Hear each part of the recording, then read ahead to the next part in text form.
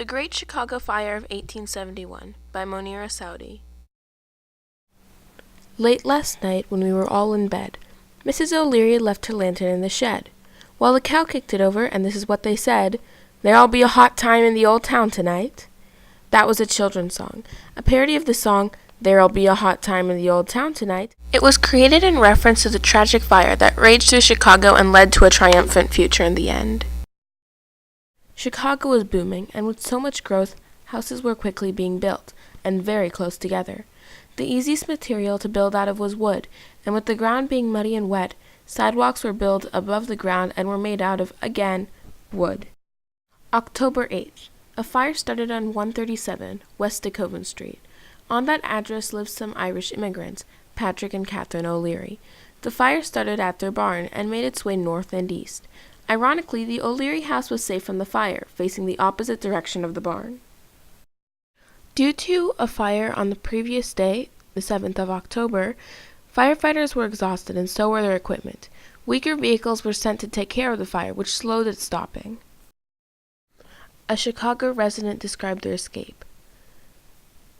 Everybody in the house was trying to save as much as possible. I tied my clothes in the sheet. With my clothes under my arm and my pack on my back, I left the house with the rest of the family. Everybody was running north. People were carrying all sorts of crazy things: cats, dogs, and goats. In the great excitement, people saved worthless things and left behind good things. A lawyer named Jonas Hutchinson sent a letter to his mother. "Dear Mother, this has been an eventful day. Last night, about 9:30 a fire broke out here, and from that time to this, it has raged fearfully. We are in ruins. All the business portion of the city has fallen a prey to the fiery fiend.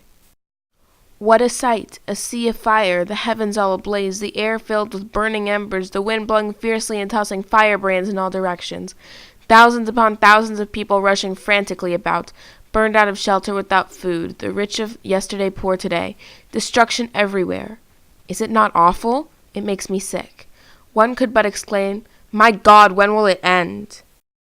The end is not yet. Terribly now is the fire burning, though 'tis 5 miles from where I write, so I am in no danger, though our family dare not go to bed. They are camped on the floor. 'Tis midnight, and I am keeping watch. Everything is gone.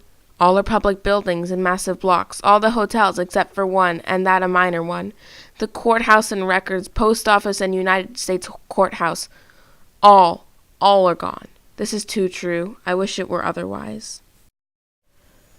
After 2,100 acres of Chicago were burned, 300 people dead, and 100,000 were homeless, and 2 days had passed, much-needed rain poured on the city and put out the inferno. The center of Chicago and the business district were wiped out, and 500 miles of sidewalk was leveled. The damages were estimated at $200 million. An immense amount of looting and crime followed, so martial law was declared on October 11th, ending 3 days of chaos. It was lifted a few weeks later. About a month later, Joseph Medill was elected as mayor, after promising stricter building and fire codes. Most of the city's voting records were destroyed, so it was nearly impossible to tell if someone voted more than once.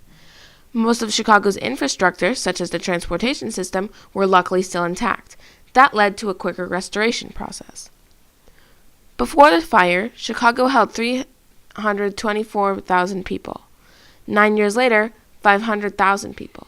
19 years later, in 1890, there were 1 million. Only New York had a larger population. In 1893, the foundations for the first skyscraper were set, and Chicago hosted the World Columbian Exposition, an attraction that was visited by 27.5 million people. Today, the Great Chicago Fire Academy is located on the former address of the O'Leary Barn, with a monument to remember the tragic October blaze.